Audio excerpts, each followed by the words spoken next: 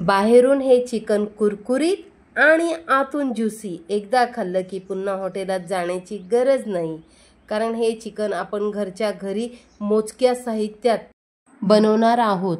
हेही हॉटेलपेक्षा भारी. तर चला आता आपण आपल्या रेसिपीला सुरुवात करूया. हे बोनलेस चिकन घेतलेलं आहे. हे असं चौकोनी आकारात कापून घेतलेलं आहे. हे बघा, ह्याला आता आपण चांगलं स्वच्छ धुवून घेतलेलं आहे. आता ह्याच्यावर मी लागणारी सामग्री दाखवते. चवीनुसार मीठ, पाव चमचा हळद आणि अद्रक लसूणची पेस्ट. अद्रक लसूणची पेस्ट टाकून ह्याला एक 10 मिनटं मॅरिनेट करायला ठेवून द्यायचं. असं व्यवस्थित असं हलवून घ्यायचं, कारण मीठ पूर्ण चिकनला लागलं पाहिजे. असं व्यवस्थित लावून ह्याला एक 10 मिनिटासाठी ठेवून देऊया बाजूला. आपण एक हिरवं वाटण बनवून घेऊया.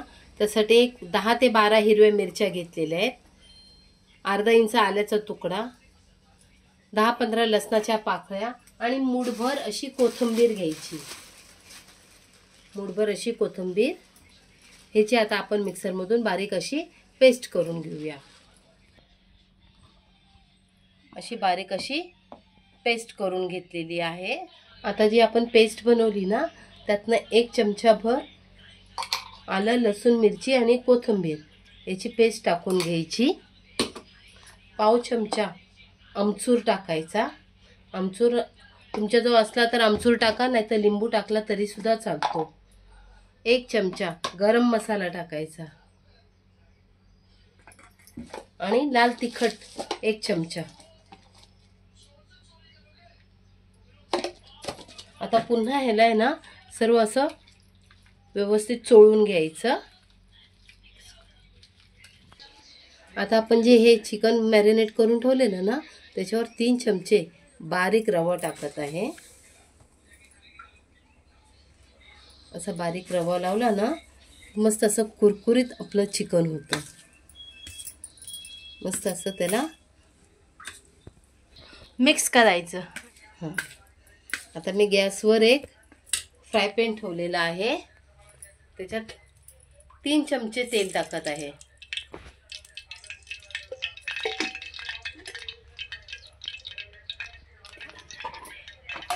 तेल चांगलं गरम होऊ द्यायचं. तेल चांगलं गरम असलं ना तर आपलं चिकन फ्राय पॅनला चिकटत नाही, म्हणून तेल चांगलं गरम होऊ द्यायचं.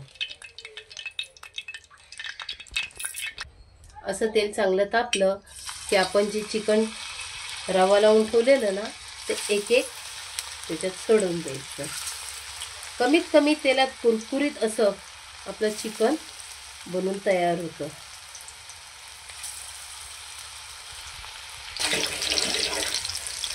अशा प्रकारे सर्व चिकन टाकून घेतलेलं आहे. एक बाजू चांगल्या रीतीने शेकू द्यायची. एक बाजू चांगली शेकली की त्याला असं उलटं करायचं. असं करून घ्यायचं. मम्मी अशा अधून मधून पलटत राहायचं. हां बेटा, कारण हे कसं आहे माहिती आहे का, एक साईड भाजली गेली की त्याला आपण मच्छी कशी फ्राय करतो त्या पद्धतीने ह्याला फ्राय करायचं. झालेले आहे. आता असं आपण ह्याला एका प्लेटमध्ये काढून घ्यायचं.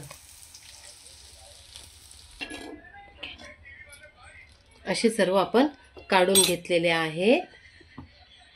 हे बघा किती कुरकुरीत असे मस्त असे झालेले आहेत. हे बघा, आतून मी तुम्हाला दाखवते. गरम आहे.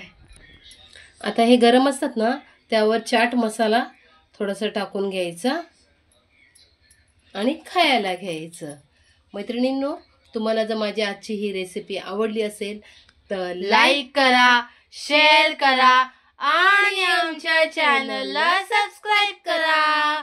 भेटूया पुन्हा नेक्स्ट व्हिडिओ मध्ये.